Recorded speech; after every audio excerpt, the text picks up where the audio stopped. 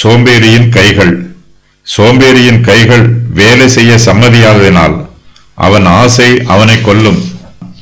சோம்பேறியும் மற்ற மனுஷர்களைப் போல வேலை செய்ய வேண்டும். வேலை செய்வதில் சோம்பேறிக்கு எந்த விதமான சலுகையும் கொடுக்கப்படவில்லை.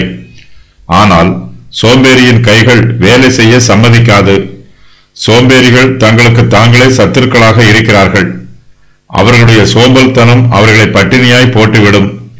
ஒரு வேலையும் செய்யாமல் சும்மா இருக்கிறவனுக்கு போஜனம் கிடைக்காது. அவனுடைய வயிறு பசிக்கும், ஆனால் அவனுடைய வாய்க்கு போஜனம் ஒன்றும் கிடைக்காமல் போய்விடும். சோம்பேறியின் ஆசை அவனை கொல்லும். சோம்பேறி ஒரு வேலையும் செய்யாவிட்டாலும் தனக்கு எல்லாம் வேண்டும் என்று ஆசைப்படுகிறான். ஐசுவரியத்தை இச்சிக்கிறான். தனக்கு எல்லா மேன்மையும் மகிமையும் உண்டாக வேண்டும் என்று ஆசைப்படுகிறான்.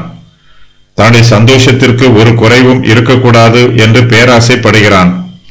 ஆனால் தான் ஆசைப்படுவதை பெற்றுக்கொள்வதற்கு சோம்பேறி எந்த முயற்சியும் எடுப்பதில்லை. மற்றவர்கள் எல்லாரும் தனக்கு உதவி செய்ய வேண்டும் என்றும் தன்னுடைய வேலைகளை அவர்கள் தனக்கு செய்து கொடுக்க வேண்டும் என்றும் சோம்பேறி எதிர்பார்க்கிறான். ஒரு சிலர் பாவமான வழிகளில் ஐசுவரியத்தை சேர்த்து அதை துன்மார்க்கமான வழிகளில் செலவு பண்ணுகிறார்கள்.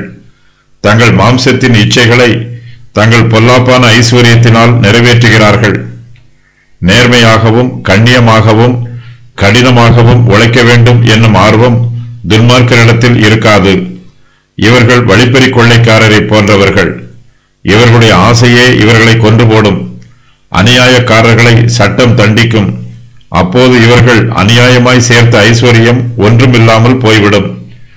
நீதிமான் நேர்மையாகவும் கண்ணியமாகவும் கடினமாகவும் உழைக்கிறான். இவனுக்கு அதிகமான ஐஸ்வர்யம் இல்லை என்றாலும் இவனிடத்தில் ஒரு குறையும் இருக்காது. இவனுக்கு தேவையான ஆஸ்தி இருக்கும், புசிப்பதற்கு போஜனம் இருக்கும். இவன் பட்டினியாய் இருக்க மாட்டான். கர்த்தர் தனக்கு கிருபையாய் கொடுத்திருக்கிற ஆஸ்தியை சந்தோஷமாய் அனுபவிப்பான். ஆஸ்தி கொஞ்சமாய் இருந்தாலும் அதில் திருப்தியோடு இருப்பான். நீதிமான் தன்னுடைய ஐஸ்வர்யத்தை தனக்கும் தன்னுடைய குடும்பத்தாருக்கும் பயன்படுத்துவது போல தேவையுள்ள மற்றவர்களுக்கும் கொடுத்து உதவி செய்வான். அவர்களுடைய தேவைகளை அறிந்து கொண்டு அவர்களுக்கு தாராளமாய் கொடுப்பான். இதில் அவனுக்கு ஒரு திருப்தி உண்டாகும். நம்முடைய சுய ஆசைகளை நிறைவேற்றுவதனால் வரும் திருப்தியை விட மற்றவர்களுக்கு நன்மை செய்வதனால் உண்டாகும் திருப்தியே மேன்மையானது. நீதிமான் பிசினித்தனம் இல்லாமல் பிறருக்கு கொடுத்து உதவி செய்வான். சோம்பேறி மற்றவர்களிடத்திலிருந்து பெற்றுக்கொள்ள வேண்டும் என்று விரும்புகிறான். நீதிமானோ மற்றவர்களுக்கு தாராளமாய் கொடுக்க வேண்டும் என்று விரும்புகிறான்.